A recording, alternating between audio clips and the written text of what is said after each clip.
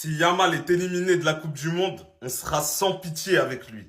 Mon gars, il faudra assumer tes propos. Lamine Yamal, je pense que je vais gagner le mondial cette année. Les gars, s'il est éliminé, ne venez pas nous dire il a 18 ans. S'il vous plaît.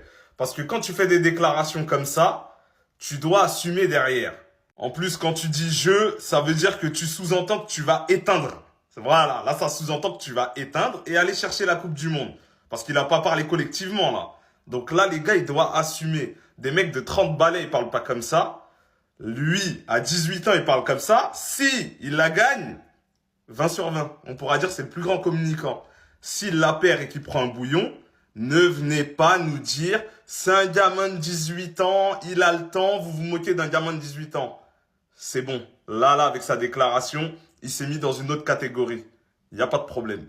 Donc les gars, est-ce qu'il a fait une erreur de communication ou il a eu raison de parler comme ça? Il a confiance en lui et son équipe.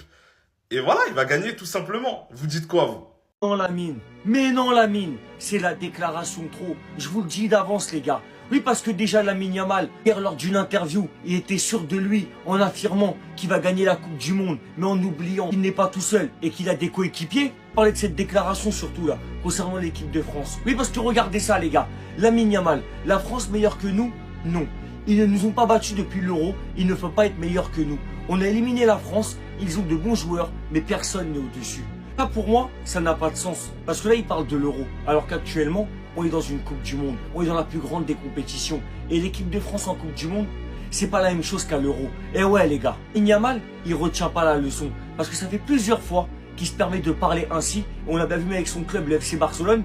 Quand il a parlé comme ça, à la fin, il a perdu, il s'est fait éliminer et il n'a pas atteint ses objectifs. Le football, il y a une règle très simple. Ne jamais parler trop vite. Donc j'ai envie de dire une chose. Rendez-vous en demi-finale, Lamine. Rendez-vous en demi-finale de la Coupe du Monde. Et ça va pas être la même chose. Tu veux parler d'une demi-finale de l'Euro, tu veux parler de n'importe quelle compétition. La Coupe du Monde, ça reste la Coupe du Monde. Parlant ainsi, Lamine Yamal, il pense mettre la pression à ses adversaires et à ses probables futurs adversaires.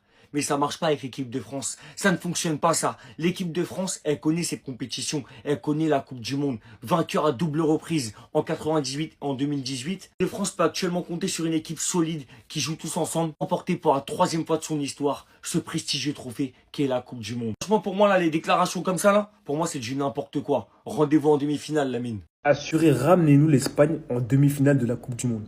Depuis l'Euro, en fait, ils nous voient comme des petits, en fait. Comment ça, on ne peut pas être meilleur que vous? Comment ça?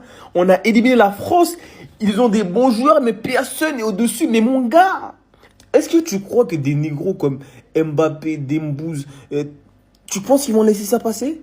Tu penses que quand ils vont voir ça, ils vont laisser passer? Mon gars, en demi-finale, ce qu'ils vont vous faire. Mais de toute façon, c'est connu, l'Espagne, l'Argentine, c'est les favoris de la Coupe du Monde. L'humilité, c'est notre carburant. On vous attend seulement.